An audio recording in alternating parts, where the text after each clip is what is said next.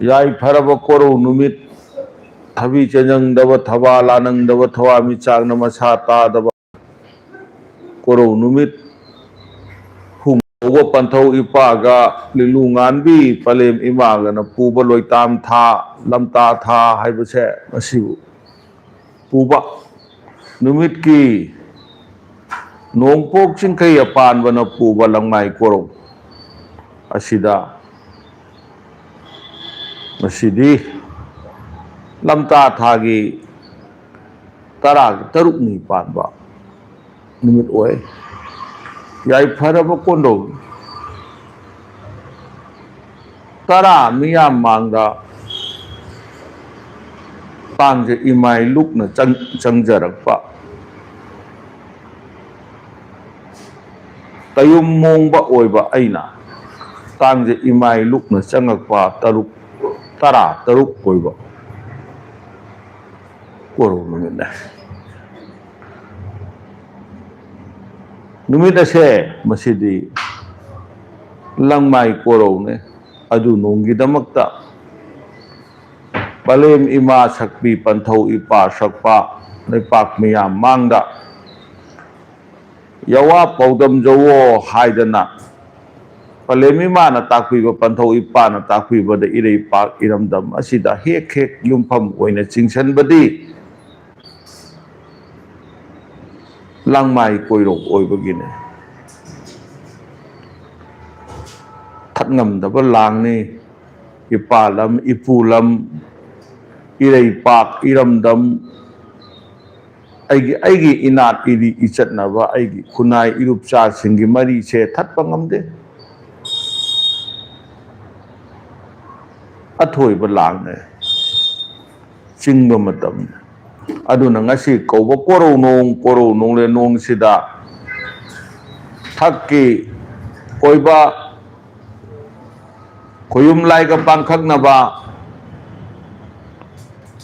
चिंगु माइचौ ओइबा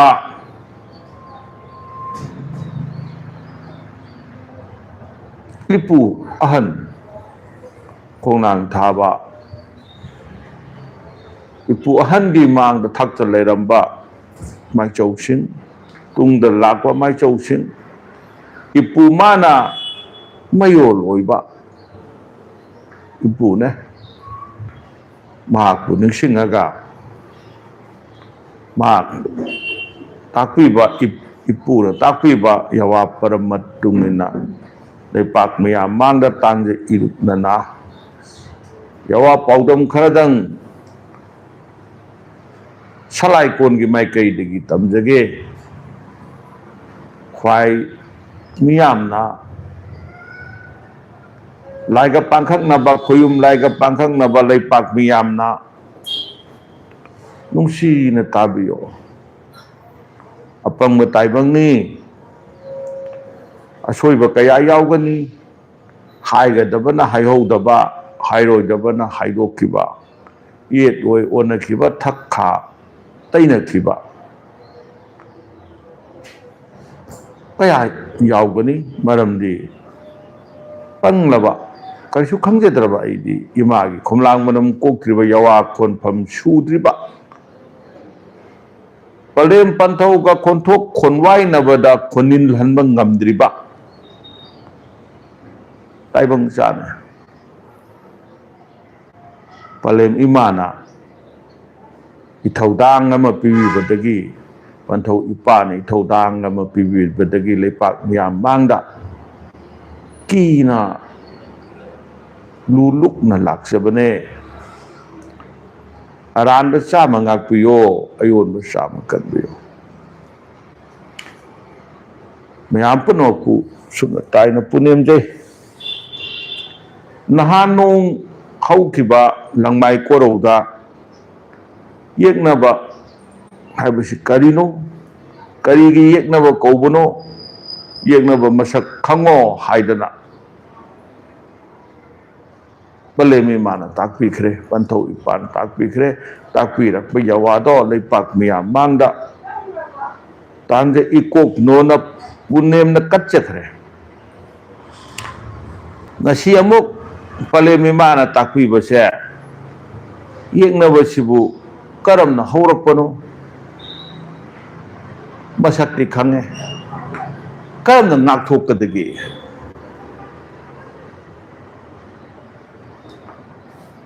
ꯈꯪꯉꯒ ꯉꯥꯛꯊꯣꯛꯅꯕ ꯎꯄꯥꯏ ꯂꯩꯇ꯭ꯔꯒꯗꯤ ꯃꯁꯤꯒꯤ ꯄꯥꯝꯕꯩ ꯂꯩꯇ꯭ꯔꯒꯗꯤ ꯑꯩꯈꯣꯏꯁꯦ ꯑꯋꯥꯕ ꯑꯣꯏꯒꯅꯤ ꯌꯦꯡꯅꯕꯗꯤ ꯑꯗꯨꯝ ꯂꯩꯒꯅꯤ ꯀꯅꯥꯅ ꯀꯗꯥꯏꯗ ꯌꯦꯛꯄꯅꯣ ꯋꯥꯈꯜ ꯄꯨꯛꯅꯤꯡꯅ ꯌꯦꯛꯄꯗꯣ ꯁꯤꯟꯅꯧ ꯂꯁꯤꯡ ꯄꯔꯦꯡꯒꯨꯝ ꯂꯩꯔꯥꯡ ꯄꯔꯦꯡ ꯂꯦꯡꯉꯗꯅ ꯇꯧꯔꯤꯕꯁꯤ ꯀꯅꯥꯅꯣ ꯄꯥꯏꯃ ꯄꯨꯛꯅꯤꯡꯅ ꯌꯦꯛꯑꯒ ꯊꯝꯐꯝꯗꯨꯗꯤ ꯀꯗꯥꯏꯗ ꯑꯣꯏꯕꯒꯦ ꯊꯝꯐꯝ ꯑꯣꯏꯕꯗꯨꯕꯨ ꯊꯝꯃꯣꯏ ꯀꯧꯏ ꯅꯨꯡꯁꯤꯕꯕꯨ ꯑꯣꯏꯔꯦ ꯌꯦꯛꯅꯕꯕꯨ ꯑꯣꯏꯔꯦ ꯀꯗꯥꯏꯗ ꯊꯝꯕꯒꯦ ꯊꯝꯃꯣꯏꯗ ꯊꯝ ꯑꯗꯨꯅ ꯊꯝꯃꯣꯏ ꯁꯣꯛꯑꯦ ꯃꯥꯅ ꯍꯥꯏꯕ ꯃꯇꯝꯗ ꯑꯩꯒꯤ ꯊꯝꯃꯣꯏ ꯃꯆꯦꯠ ꯇꯥꯅ ꯀꯥꯏꯌꯦ ꯀꯥꯎꯕ ꯉꯝꯗꯦꯌꯦ ꯀꯗꯥꯏꯗ ꯑꯣꯏꯕꯅꯣ ꯑꯩꯒꯤ ꯊꯝꯃꯣꯏꯗ ꯀꯔꯤꯅ ꯌꯦꯛꯈꯤꯕ ꯇꯧꯈꯤꯕ ꯊꯕꯛ ꯃꯌꯥꯝꯗꯨꯅ ꯑꯩꯒꯤ ꯋꯥꯈꯜ ꯄꯨꯛꯅꯤꯡꯅ ꯌꯦꯛꯈꯤꯕ ꯃꯌꯦꯛ ꯂꯥꯟꯅ ꯌꯦꯛꯈꯤꯕꯗꯣ ꯀꯗꯥꯏꯗ ꯑꯣꯏꯈꯤꯕ ꯊꯝꯃꯣꯏꯗ ꯊꯝꯐꯝꯗ ꯊꯝꯃꯣꯏꯗ ꯑꯣꯏꯕ ꯑꯁꯨꯝꯅ ꯅꯨꯡꯁꯤꯕꯕꯨꯁꯨ ꯀꯗꯥꯏꯗ ꯊꯝꯐꯝ ꯑꯣꯏꯔꯒꯦ ꯊꯝꯃꯣꯏꯗ ꯊꯝꯐꯝ ꯑꯣꯏꯌꯦ ꯅꯨꯡꯁꯤꯕꯒꯤ ꯃꯁꯛ ꯌꯦꯛꯄ ꯅꯨꯡꯁꯤꯗꯕꯒꯤ ꯃꯁꯛ ꯌꯦꯛꯄ ꯑꯃꯝꯕ ꯑꯉꯥꯟꯕ ꯑꯅꯤ ꯂꯩꯕꯒꯨꯝ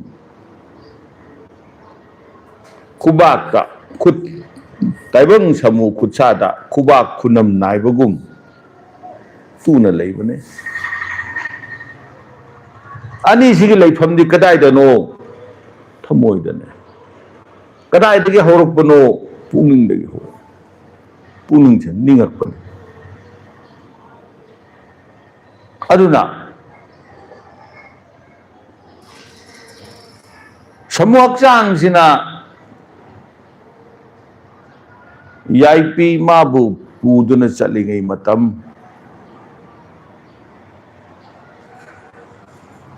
ꯍꯛꯆꯥꯡꯁꯤ ꯆꯠꯂꯤꯉꯩ ꯃꯇꯝꯗꯣ ꯃꯗꯨꯒꯤ ꯃꯇꯝꯗꯨꯗꯤ ꯀꯩꯗꯧꯔꯦ ꯄꯨꯟꯁꯤ ꯀꯧꯔꯦ ꯑꯗꯨꯅ ꯄꯨꯟꯁꯤꯁꯤꯗ ꯊꯦꯡꯅꯔꯤꯕ ꯃꯌꯥꯝꯁꯦ ꯃꯁꯤ ꯂꯩꯒꯅꯨ ꯍꯤꯡꯉꯤꯈꯩꯗꯤ ꯌꯦꯡꯅꯕ ꯊꯣꯔꯛꯀꯅꯨ ꯌꯥꯔꯣꯏꯌꯦ ꯅꯨꯡꯁꯤꯕ ꯊꯣꯔꯛꯀꯅꯨ ꯌꯥꯔꯣꯏꯌꯦ ꯑꯃꯝ ꯑꯉꯥꯟ ꯂꯩꯕꯒꯨꯝꯕꯅꯦ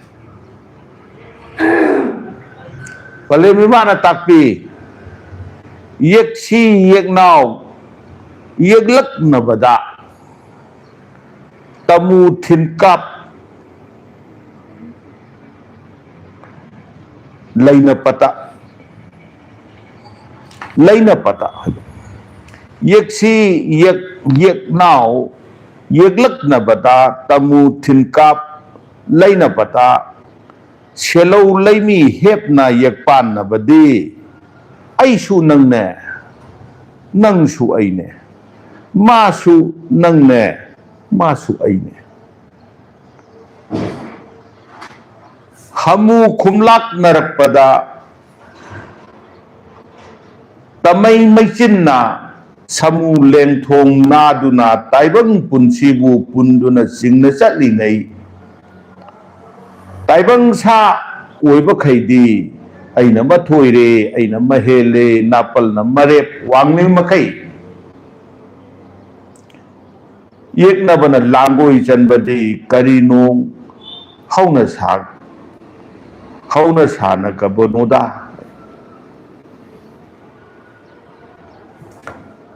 ꯌꯦꯛꯁꯤ ꯌꯦꯛꯅꯥꯎ ꯌꯦꯛꯂꯛꯅꯕꯗ खितंग नुंगाइबजु खितंग नुंगाइतबजु मयामदो येक्तना अदुम थमोइसिदा सुम थमको मतमदा तमु थिन काप लैना पता तमु इदि फत्तब वाखल पुक्चेन ताइबंगी फत्तब वाखल तमु कौन तयुम हायरगन मीने तयुम न खनब फत्तब वाखल बु तमु कौन अदुना वाखल पुकनिंगदा फत्तब इनोट इनिल लाकपा अयेतप मयामु तमुरेंबा तमुरेंबी हायदना सैथाये सरोय नारोय अदुना तमु थिन काप लेनबा हायबदी माना सिम तौरदी अइना सिम तौगे माना सिम तौरबदी अइना सिम तौदगे हना मागा अइगा नक येट ओय उरुरु लेनदना लेनबसे मसिबु तमु थिन काप लेनबा शेलो लेमी हेतना येटनबदी अइगा सेनदना लेबा अइगी ताइबंग सा अइगी सेनदना लेबा बाबू लेमी हेपा हाइदे महाक लई हाइबगी ममी तमबु लेमी हेपा हाइबदी कोपन नाइदना मयेक थोकना लेबा अइगी वाखल पुनिंगना खनगिबा मयामदो पुनिंगदुदा काउनमदना अचुमक लोइनदना लेबा मधुबु करी कौई शेलो लेमी हेतना येक पानबदी अइगोंदा पादना लेबा करिनो नंगसु अइसु नंगने नंगसु अइने मासु नंगने मासु अइने मयाम पुनमुस इमा माने अमरस तौय अमस दुना अइसे येकनबा ओइबा नंगना खनबगुमना अइसु नंगी थमोइदा नुंगाइतबगुमना अइसु अइगी थमोइदा नुंगाइतबगुमना अइसु मासु चमान अइना मागी फत्तबा तौरे अइ ngasi नुंगाइरेनि इसाना खंगी मसी मदि मंगोंदा नुंगाइरमरोइसे अदुगा चमानना मानसु अइ मसी मसु मंगोंदा नुंगाइरमरोइसे मान तोरप मिमोंदा तौरगना नुंगाइबा अइगोंदा तौरगना वाबा चमाने तैबं मियोय वाबु वाल अदुना अइसु नंगने नंगसु अइने मासु नंगने मासु अइने हमु खुमलाक नरकपदा तमई मैचिन्ना समु लेंथोंग नादुना तैबंग पुनसिबु पुंदुना चलिने हमु खुमलाक नबा तैबंगु हमु कौवे हा हाइबदी हादोरपा पोलपा मु हाइदे अमम खुमलाक नरकपा हाइबदी माना कैदा अइना कैदा हाइदना अवाई अखुम तौनरकपा मसिबु हमु खुमलाक नरकपा खोयुम हाइरगना लाइने तयुम हाइरगना मीने खोयुम तयुम थेनये खोयुम तयुम मरकता तमु हमु नाइबदी ताइबंगने अदुना हमु खुमलाक नबा हाइबदी फत्तब लिचत फत्तब वाखलदा अंगम तानगे खन्ना अवाई अखुम दौनरकपबु हमु खुमलाक नरकपु असुमाइना माना कैदा अइना कैदा हाइदना हाइरगदा तमई मैचिन्ना समु लेंथोंग नादुना पुन ताइबंग पुनसिबु पुंदुना चलिंगई थमु हक्सांगना कईगी समु हाइबनो ताइबंग सादे अमुबने लोइबनाये अमंबदा चेनबनाये सीबनाये अदुना समु ताइबंग हक्सांग से मसीना लेंथोंग नादना पूरी बिसित करिनो थवाई माबु लेंथोंग नादना पुये नमक्त्रब मतमददी थवाई मादो हेक थारप मतमदी समु हक्सांगलु थवाई हक्चांग कायनरबनिना मालेम थक्ता लोंगना तारे अदु नोंगी कोरौ लोंगा लंदा अमायना अमायबना खुयुम लैताय नरकपदा थेलोम मपुंग यायदा लोंग ताब ताइबंग हक्चांगु मालेम लेकत नरकपदी अदु नोंगी अदुना समुलन थोंनादुना ताइबंग पुनसिबु पुंदुना चटपदा ताइबंग सा ओइबा मखैदी हिंगलिंगी मतमदो पूदुना चटलिंगी मतमदो थवाई माव मयाई मंगाना तिनबा सम हक्चांग से मसिना थवाई माव मयाई मंगाना भाबने थौरी कोंगोई मंगाना भाबने अदु फारका पुल्लगा चटलिंगै मतमदो पुनबा ngamakraba थौरी कोंगोई तटलबा मतम अदुगी मतमदुददी शिवा सी हाइबि चटपा कदाइदा कोरो नुंगै पाताना थवाई माना नुंगाये अदुगी दमक सी हाइबा थबक तो तौरे हाइदि चटले अदुना अखोइना करी लाबगे हाइबा मतमदा अदु लाक्ट्रिङै मतम समु लेंथों नादुना ताइबंग पुनसिबु पुंदुना चलिङै ताइबंग सा ओइबा मखैदि कैदोरे अइना मथोइरे अइना महेले हाइरदना नापल न मरेप वांगनि मसागी लेबम थोपा मीदुगी लेबम थोपा माकी वांगदो अदुदगी माकी नापल दुना हेन वांगे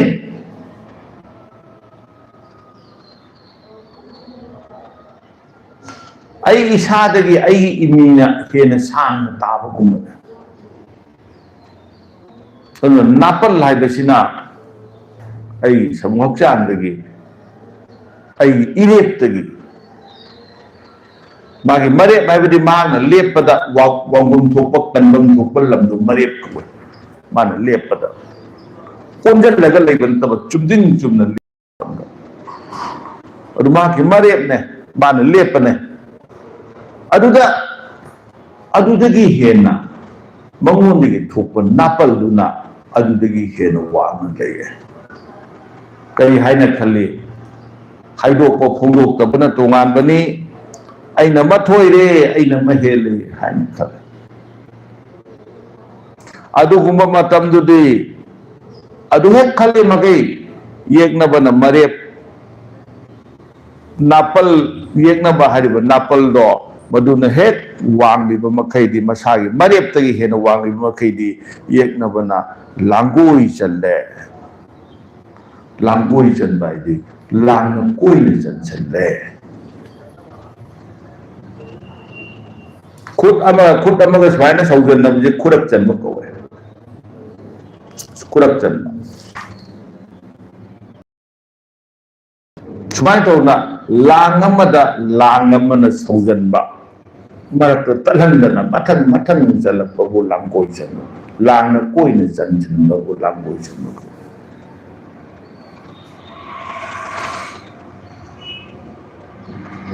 असिगुम्बा वांगलेन मिकुप असिदति कैदुबगी ताइबंग ओइबा लाइगी मचा मसु ओइबा इखोइना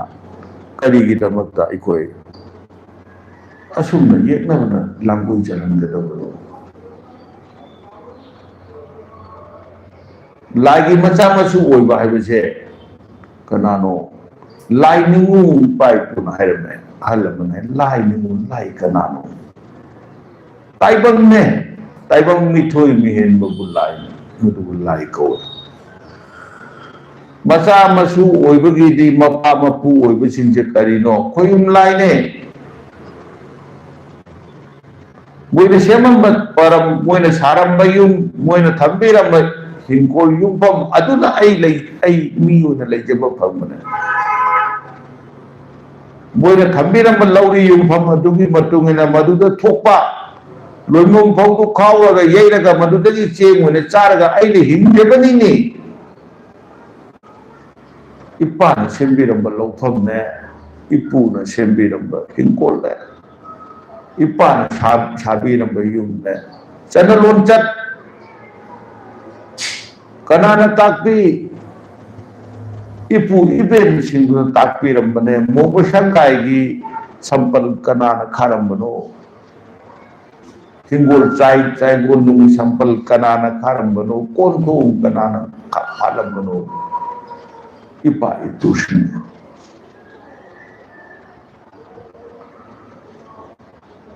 सारम चप्पा वाखल फत्तबा खनबा मयाम से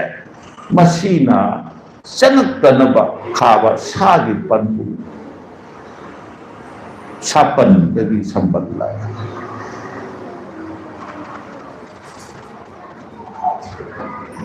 मोंबो संगाई लुंदा चिंगोन साइकोन नुंदा थुमना संपल खाबदी छाना चनक्तनबने फत्तबा मितो चनक्तनबने समुक चांजु चम्मा नहीं पंथौगी पाना पिबीबा पलेमी माना सेबीबा समुक चांजु संपल खागदबने खागदबा संपल लोकनानो खाबन अइना खाजगदुनी अइना समुक चांजु तरीना खागदबा पलेम पंथौ इपा इपू सिंह थमम चन्न लोंजत सिंगुना चन्न कामुन सिंगुना खागदुनी अदुना अदुगी संबलदो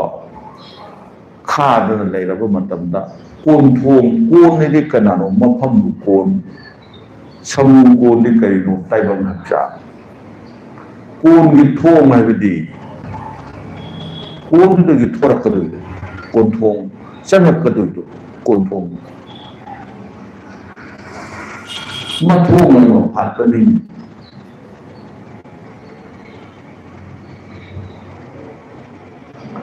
अदुना कोनथों पाले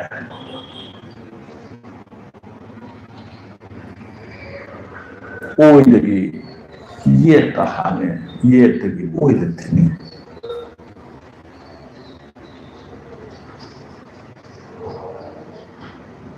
सिद हयें युम्बा लोनगी लेनरपदा मुंबा खाता से को सोंदगी कोंथोंगी सोंदा हांबना लोन बजी सोंदा लोन बता सोंदा लोन बता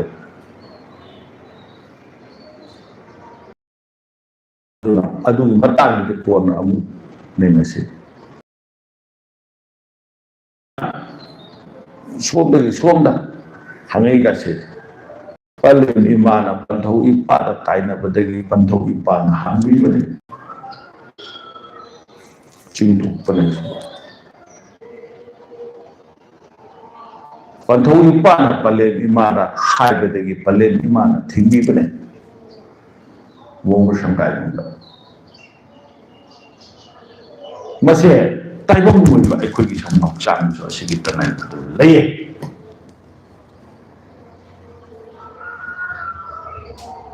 सम्मक चांदा थोंलोन मापन फाले थोंलोन मापन मसक खंगदबने मरु ओइबा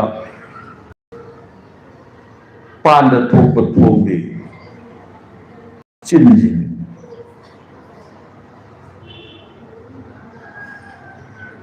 चिंजियां सेनगदबने अदुना ममांगी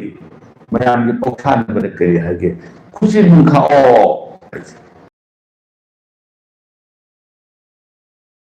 खुद पानो खुजिन खाओ हाइले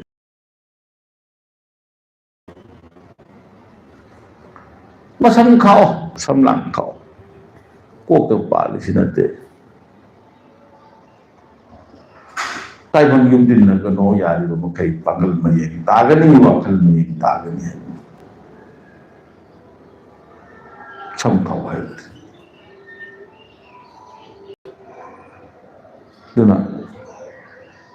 samlan khak khujin khakna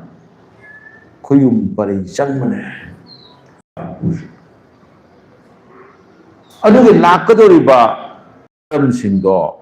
param sinduda karigino haiba matamda aikhoina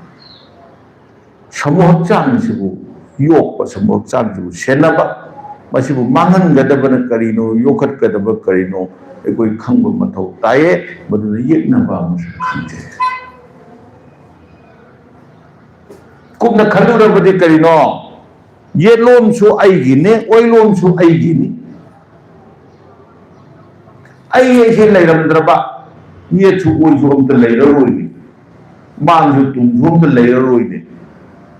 mang tum yet oi haje karina leke ai leibana lebe ba yet ai yet oi hara ai oi mang hara gana ai mang tum haiju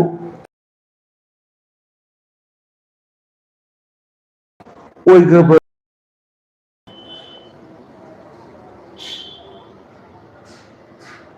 taibangjina ye oi mang tum naidana kari tawe paklau da launingi paklau da launingi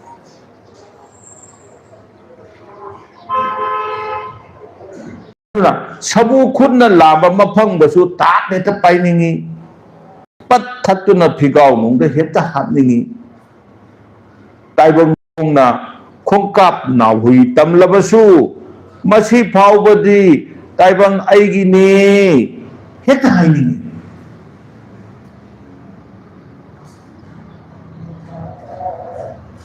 ai oina konsan base yamna paame paap hapsen ni marattuda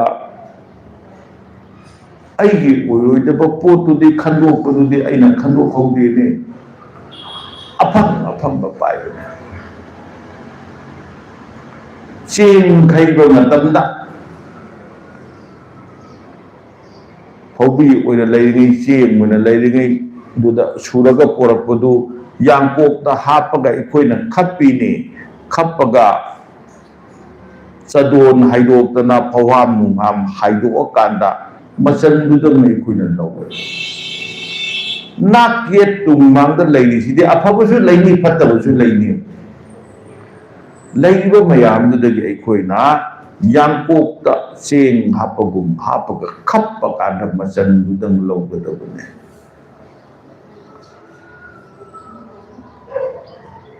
aduna sadun haidu laibudi thamam layaba yangko bathak yangko sibhaudan aina lawba yabane na khaw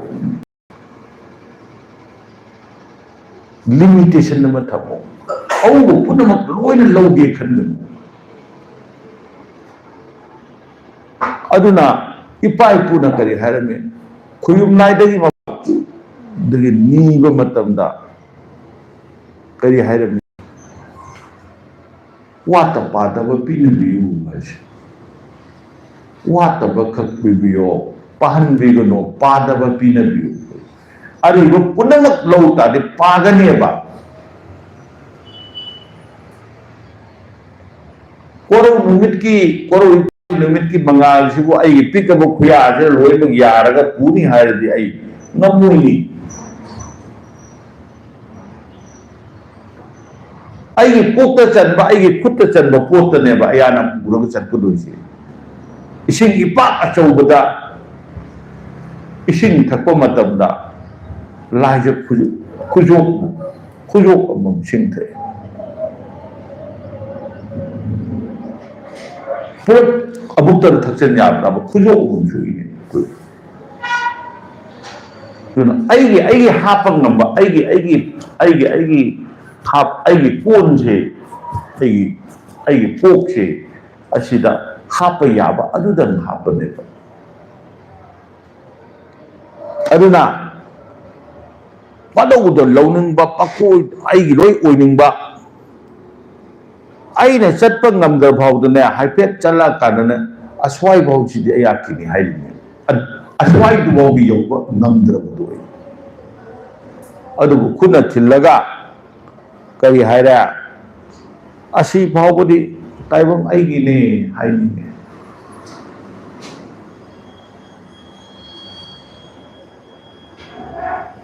अदुना नमु मिन उरु खुदिंग अइखोय खोइदाइदो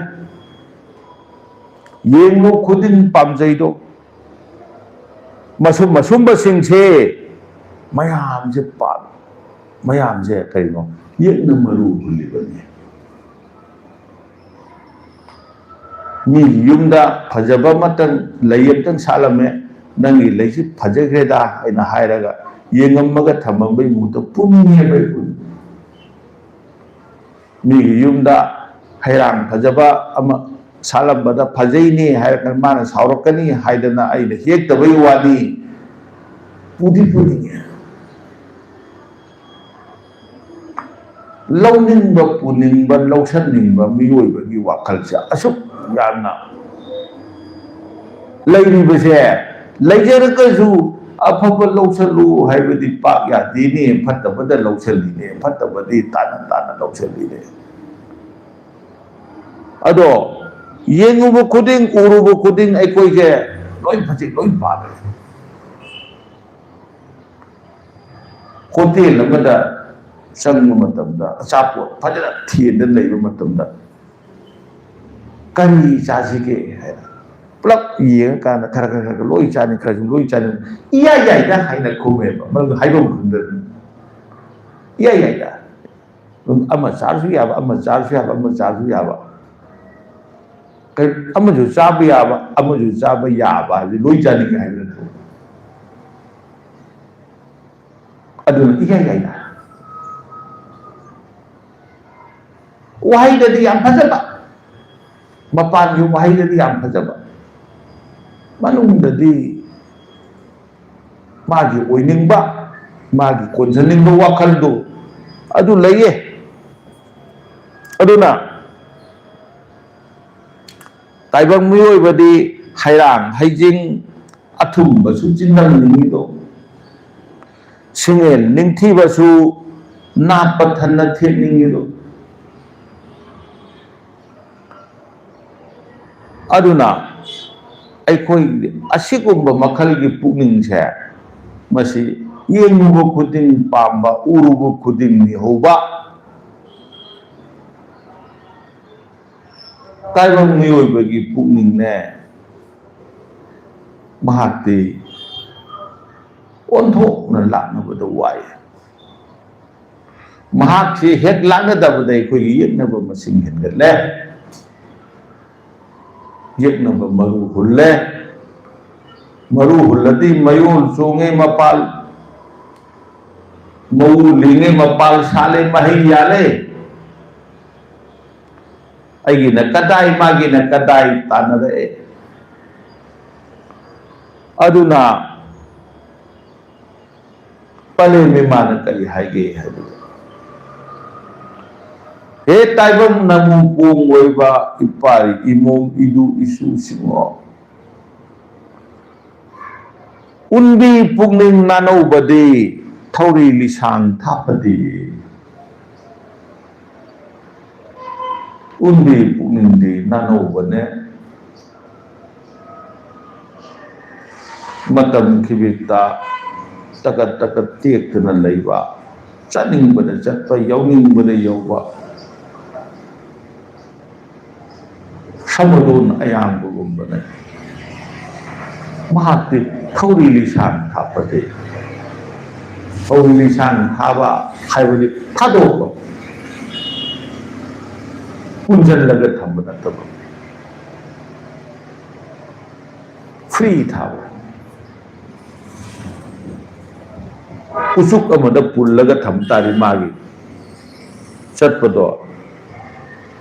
नंखै नाइरेने यामन चटप याररोइने लिसांग थाबा हाइबदी माना चनिंगै चटप याब अदुना उन्बी पुनिंग नानौ बदी थौरी लिसांग थापदी अदुना कैदौनी उन्बी हुइगंग थांगना थौरी लिचेत नबदी yekna maruna taibang sumang thanna taibang hingol saigo nung maka phanna yekna pambi haubadi laija khikphen na de do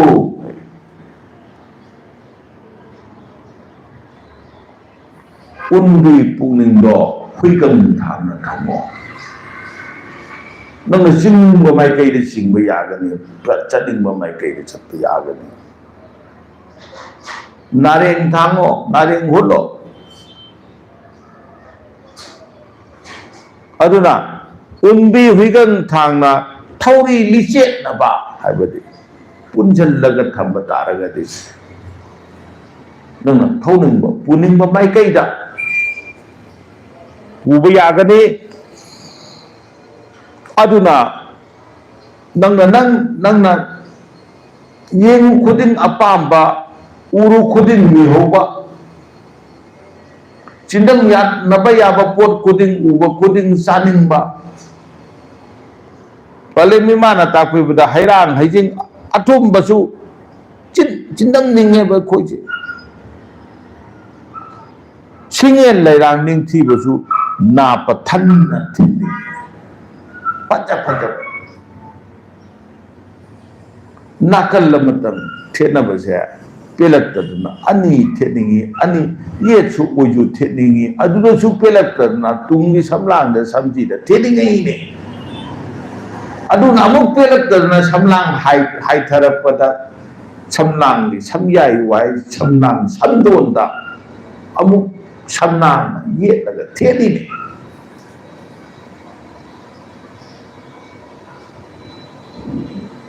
piende tere makai taibang puking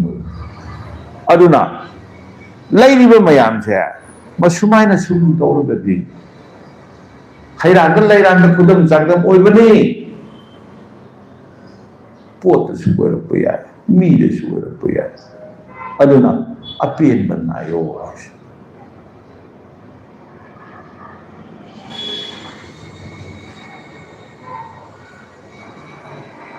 piendaba sum hengalakpa piendaba di karino haibada kalakpa maulinge yeknaba mapan sare yeknaba sum hengalaktuin aduna taibangda sangna punsige nungaina leige hairagadi thadu tamo mayamna khalli lausilli ba makai nungai gani ina kera khunna nungai na leigani amuk lai ba paramdi thadu ba makai nungai na leigani yekna ba nei ore pungning wakhalna marata na ingna sikna leirabada punna wakti ya thoi badi adum yum mathol da leiraga su sana lupa mayam siraga su chillaga su pungning na leita draba wakhal na pungning na sarang na raba kayumadu yekna bada langoi chandana leiraba adu matamduda sanagi mari lising chiraga phamungda kanda manungda tumag leigadra ba yumdi no pa thopa yadru matamduda sana lupa duna ai pelenba ngamakadro thangnabagi thoknau handokpada he handokpada moidagi nung langjelladlani hairaba ye chu oyu mang tung ju mangda leiriba thongjau do he handokpada thang ta langjelladni hairaba manung de sana lupa siraga lupa khaujau mungkang narga kayam kuina leiri adu mokal kyam bota do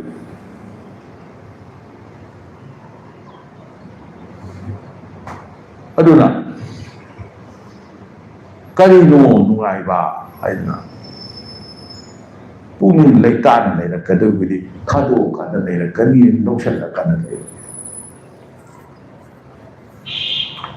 थादोꯛꯄ हायना लोइनमक थादोꯛखिबे one लोइनमक थादोक्पदि कैदोक्पदना अदुना थादोक्प तमु थादोक्पसे मसिगी थादोक्पसिना assume थादोइगैदि अई येक्नब मसिन हंदरकने अईन चागदब पोतो पाथोइबु नुंसिबा नंग चारो है पिथोक्पा नुपी ओइरगसु इताइबे मा नंग चारो है फी से नंग सेलो है मान सेटकदबा चागदबा सुम पिथोक तारदे मागी मनाक लैरदि लौंदना हुरानदोइनी तात पात तौरदना कलक्तोइनी खंबनदोइनी मनाक लैबा मीना कलक्कदबा पोतो सुम पिथोकी तोरी मागी मनाक कलक्नबा पोत नैररोय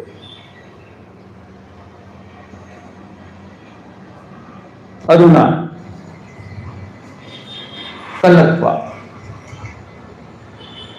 कलक्कदबा पोति करिनो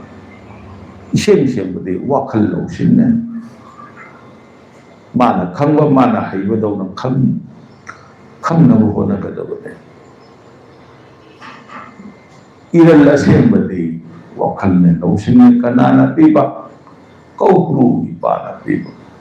अदुना माबु अवांग कौब्रु असुपा पुनमक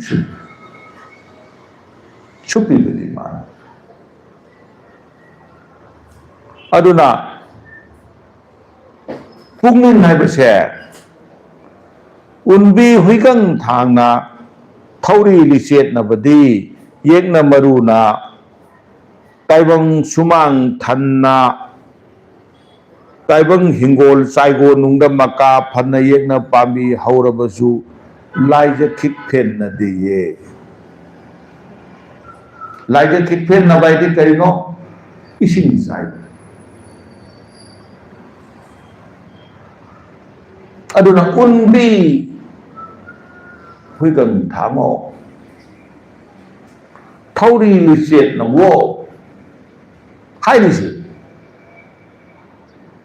असिगी उनबी हुइगंग थांगना थौरी लिसेट नरबदी येकना मरु लोये हौरंब तारबसु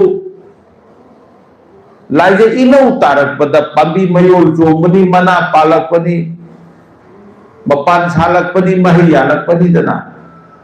इनौ तार लोय लाइजे खिफेन नरलोय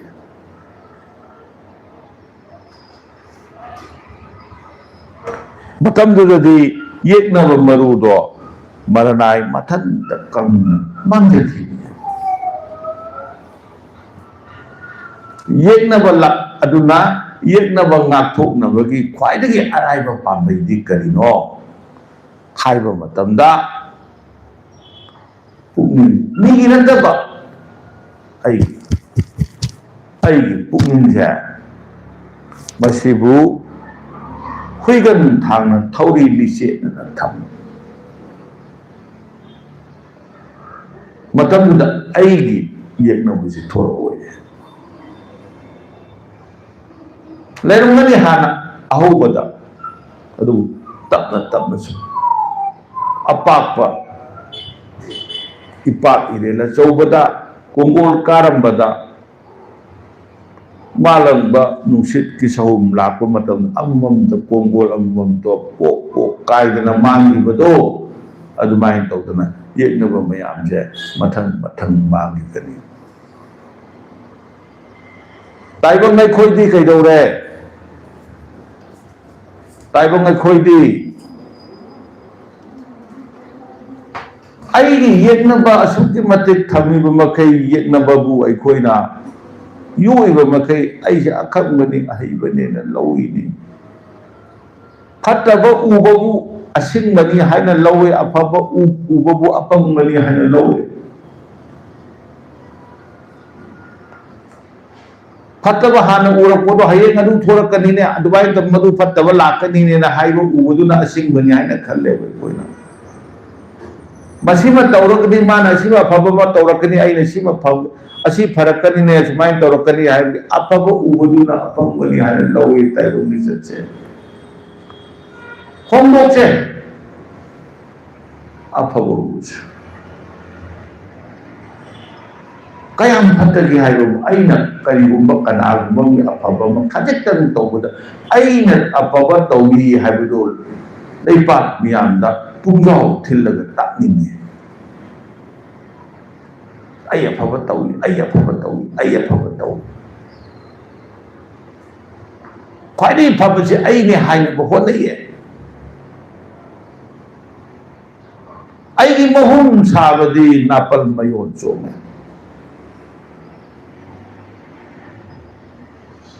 मरक अदुदगी आइने म फरे आइने म तौरे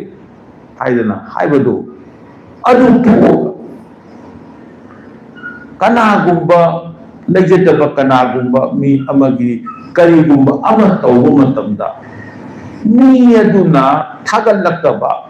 नुगाइजरेदा ना हाइरक्तबा मही अमत्त फंगदबा अदुगुम्बा मतमदो मतमदुदा अइना मागी मतेंग पांगु मतम अइ इथन्द नुगाइजबा नुंदा नाइजबा पिनजबदो अदुने मीगी थबक तौबदो मीगी मतेंग पांगु आई खुदी कदौई अइना अदु तौबो महाकना नुगाइखरेदा हाइबा फावबो हाइरक्ते तौबीमल खंगदेदा तौबीबगी अइना मागी दमक तौबीखिबगी ममल खंगदेदा ममन ताले अइगी लिचत्ता अयाकी साजत्ता अइना तौबा फबा थबक्तो मदुगा ममल करी तानबनो ममल याउदना ममल लेतना नंग कथोपुदुने कुयुम लाइना पामिदे ममल तानगदबा ममल थौगदबा लिचत्तु नति तौबीमल खंदबा हाइदे अइना मागी दमक तौबीखिबगी ममल खंदबा वैल्यू अमन लेपने ममल अमन लेपने नंग तौबीबसिदि ममल नाइदेदा हाइ ममल लेप यादे ममल नाइदबो ममल नाइदबदुदि करमबनो हाइबदा अइना मागी दमक मतेंग पांगी हाइबसे माना नुगाइजरेदा हाइरक्नबगी खल्लुदबा अइनसु नंगु मतेंग पांगेना हाइरुदबा मथंत मतेंग नुगाइना चटखिबा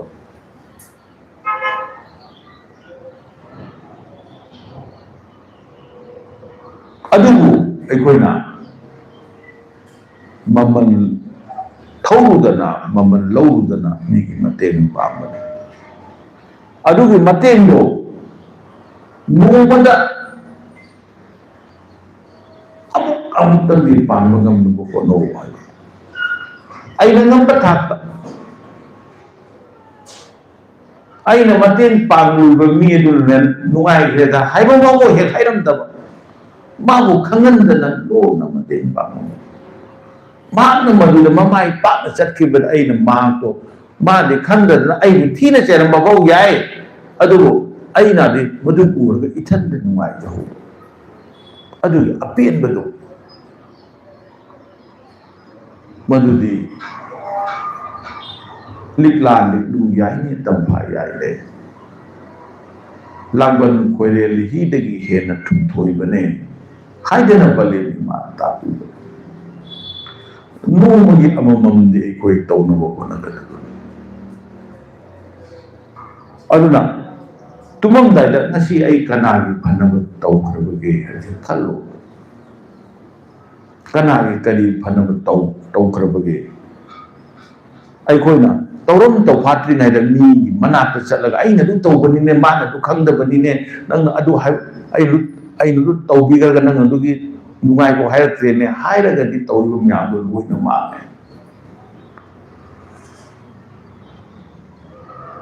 koyum लाइगी लायक चंगदब अफथौरमदी करिनो हाइबदा ममल थौबा मतेंग पांगदु नति ममल थौबा अफथौदु नति हाइदननी कोरौ इपान मंगाल जे अखोइना फंगीने कोरौ इपाद मंगाल पीबियु हाइजु फंगी पीबिनु हाइजु अदुम फंगीने अयिंग मनुसित सिलकपदा अखोइना इंगेदा हाइरुदसु माना अदुम मागी मतमदो अदुम सिलईने अदुम अइंगोंदा तइंग बत नुंगाय पीने लाइजे इसिंग चेंदरकपदा इखौ लांबा कोए अइना हाइगे हाइयो हाइरोन तो उ हैरांगा हैपालदा हैरांग पाले लैपाल लैरांग साले हाइरजु नुंगाइग्रेदा हाइरजु इसिंग साइगे सायु साइरो तो माना गंबा मतमदु अदुम साले मादे नोबो इसिंग साइरक्तबने हाइदना सालक्तब तौदे साप नमद्रगना कंगगा मदो मांजगी कंगगा मदो सिजगी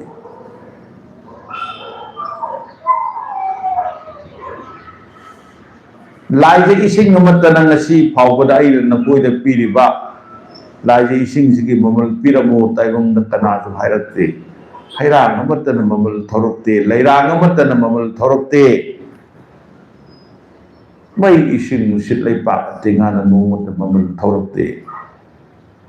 असुक कुइबसे नंगना नोमतसु इसिंग साइरक्तना नुमि कुदिंग इसिंग करि करि लौबनो हाइदना नोमत आइबु थीने चैरक्ते अदुम अखोइना अदुम लौवे मसिनी मतेंग पांबा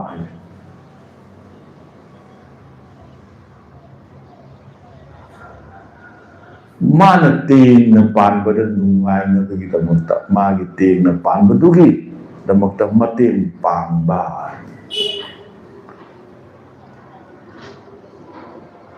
अयो वफम थांजलुगदब नत्तेबा कोरो नोंदोंदगी लाइजे इनो इरी इकुमपदा नोंमता नंगी हिंगोलदा हौरिबा पांबी सिंगसे लाइजे इनो तारबना मयोन चोंहलिबनी मदो नोंम करम मतमदा अइना नंगी मयोन चोंहलिबनी ने जे करम कांदा हाइगे अमन करम कांदा थौगे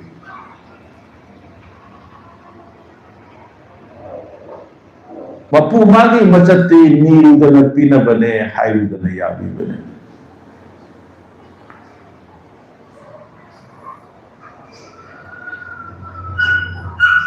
खांबी मैरा अमा थानबदा मैरा दुगी अहानबा मसेक्तो नंगना थानबा हौगलक्पददा अहानबा मसेक्तो मपू नाक्ता हान यौबने नावै मैखु पुरक्पदा नुंसीरो मनमदो अहानबा थोकपा मनमदो मपू मागी मनाक्ता यौबने नंगी अहानबा नचिंदगी थोरक्पा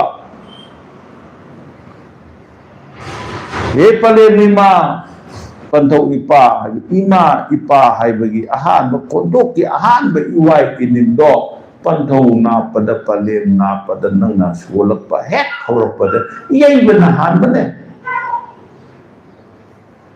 तादे खलुनी कोबेक सुबा पंथौ इपादी नोंग ले कोन पंथौ इपाने मैरम ngakpane मैरम करिगी ngakpano ताइबंग ममैदा महाक थेंगनगनिये मियोइबना सीरबा मतमददा महाक अफफत सिलेकनी कोबेक हांग पागनिये को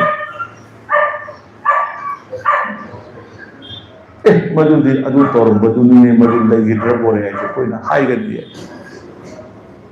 नुंसीबनिदा कलक पेलिदा सिरिदो नतगन नुंसीबनिदा करम कांदा हाइगे सीरब मतमदा हाइगे मरमदुना ताइबंग कोबेक हांबा मपू मादी नोंग लै कोने मैरमदा लैरिसे अदुनाने खाना चाउबई पागी सायोने पुनमक असे कोइना खंगनबगी नमक्ता करी तंगाई फदबगे येकनब करम हौरपगे येकनब मसक कनानो येकनब हाइबसे करम नाथोकदगे हाइबगी परमजे पलेम इमाना ताकपीरप खरदंग पंथौ इपाना ताकपीरप खरदंग लाई के इपाक तगी येंदाई न कल्लगा येंदाई द पगलप्पा इरिक खरदो अदुगुमदना पलेन मान पिपिरप्पा यावा वाही नुसिबा मयाम मदुग खरदन आई कोक निंसिन जहोबा लौहोबा कुनगत पंगमुबा खरदन लेपाक मयाम मा थंजबने असोय अरान मा कया मा लेरमगनी ना पिरमो लेपाक चावी खोयुम लाइक पांखकनबने खंदबसु ताकपिरऊ हाइतबसु तंबिरऊ नुंसिना लोइनबियो यावा वाफम असिगा लोइनना सलाइ कोन माइकैदगी लेपाक मियाम ख्वाइ तरा पुनमकु सुन ताइना अमुक पुनेम जरिए हई हया हयो